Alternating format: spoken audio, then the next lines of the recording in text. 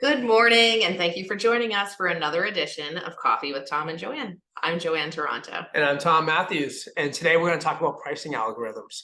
And basically, we want you to kind of think about Zillow, Redfin, Realtor.com, and how those models work. So they're called automated valuation models. Yep. And it's a barometer. It's a good tool to know about, but doesn't necessarily mean this is what my house is worth. And let's give you a good example. Joanne lives in Concord, but right near the Acton line. And if you look at the automated valuation model for her house, it's much lower than it actually is because it's pulling in Acton homes. So the way these models work is they do a radius search, typically between a half mile and a mile around your house. And then they look at property size and they look at yard size. They're not looking at condition. They're not looking, how old is your kitchen? How old's your roof? And they're just giving you a ballpark range of what they think the value is, what the computer models, the AI thinks your value is. And it's good information to know, but it's not going to be the end all be all if you're getting ready and gearing up to sell your home. So what's something you want people to know, Joanne, about these? I think they're incredible for gathering data. Yeah. Right? So these websites are really great tools for the average homeowner to go in and say, I'm interested in getting a value range on my house. You can, I feel, without needing to be exactly on the mark, you could get a pretty good idea of what your house is worth. $100K or so. Yeah, but based on your knowledge of what your home looks like. So when you go to one of these websites and it gives you recent sales around you, you may want to look at those sales and say, well, I have, a colonial style house, and this house that is a recent sale, yes, is in my neighborhood, but it's a ranch and it's much smaller. So you have to be able to understand that there's more to value than just your lot size and your square footage of your house. And that's the biggest thing that we want to tell people about these AVMs, is that they're really a cool tool, but they're just not great. They're not a great way for you to understand the actual potential sale price of your house. Especially in Concord, Mass. Right. Because, Zillow comes from Seattle, Redfin comes from California.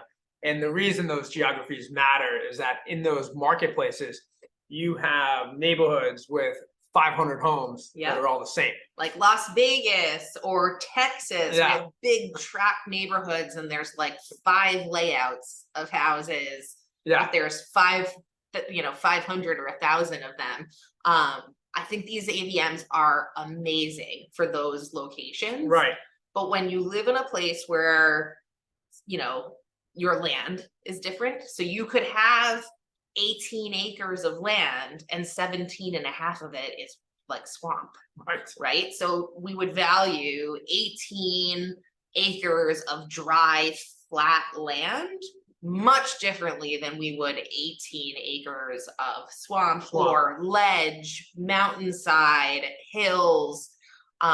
There's so much that goes into the geography around where in our area that this is a big factor, because you could have an acre of land and compare it to something with a half an acre of land and make no land adjustments because the acre is not usable. Right. So it really matters about your particular home and its location. But the most important thing that you want to keep in mind is that there's no valuation for condition. There is no way for these AVM softwares to know what you have done inside your house. And furthermore, the quality of what was done. So a kitchen from IKEA is definitely different than a custom made, kitchen with inset cabinets. So knowing the difference between those two things is part of what our job is to gauge value.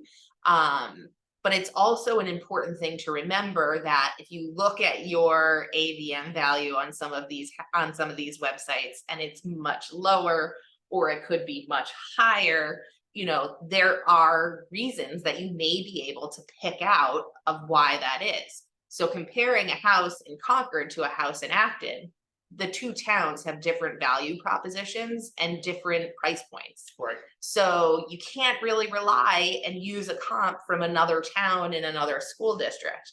That might work in more rural areas of the country where you have large tracts of land. You would probably cross over county lines or town lines in that sense. But in suburban Boston, it's important to take your relevant comparable properties and have them within close proximity, but also of similar style, and then make adjustments for finishes and condition on the inside. And I would say that style is almost more important than direct location, because the other issue with these models is that, particularly in New England, we could have a colonial, a split entry, and a ranch all on the same street, and the models valuing them the same. Whereas Joanne and I, as realtors, we would look at those sales. But if you're selling a colonial, I'd rather go a quarter mile away and find another colonial than look at my neighbor's property that's a split entry and trying to use that as my direct kind of what they call comparable property. So we'd say those are kind of relevant sales. They want to be aware of them. But, and the other thing I think that's really important when you're trying to decide, am I going to try and sell this house myself and just use these AVM models? Or am I going to bring in a professional realtor? And one of the things with a professional realtor is going to help you with is timing. How do you need to time up this sale? We have clients who might need to move because they just got an accepted offer. And yes, they want to get the best value, but they also want to get a sale done quickly. So they're not carrying two mortgages. Right. And like that, those type of strategic conversations are where your realtor really comes in and becomes super, super important. The other aspect that isn't taken into account in these AVMs are busy roads versus side roads, right? So the AVM does not know the difference between Main Street and, Secret Lane Circle, for example. Right. So knowing the nuances for the desirability of your location is something that the AVM also can't quantify. Right. So it's going to be comparing your house on a cul-de-sac to a house on Main Street, which you may be able to do, but there certainly needs to be an adjustment for location. Right. And that's really important. And that's, we just want people to be aware that, like, when we go out and meet with home sellers, we've looked at the Zillow value, we've looked at the Redfin value, we look at Realtor.com. We go to and we do all these models so that we know what the consumer is looking at. And then we sit down and we do our deep analysis based on 38 years of combined experience, and really come to you with what we think the market will bear for a sale of your home. And I think it's really important for the consumer to really be cognizant of that. Exactly. Well, we appreciate you joining us this morning for another edition of Coffee with Tom and Joanne. I'm Joanne Taranto. And I'm Tom Matthews. Cheers.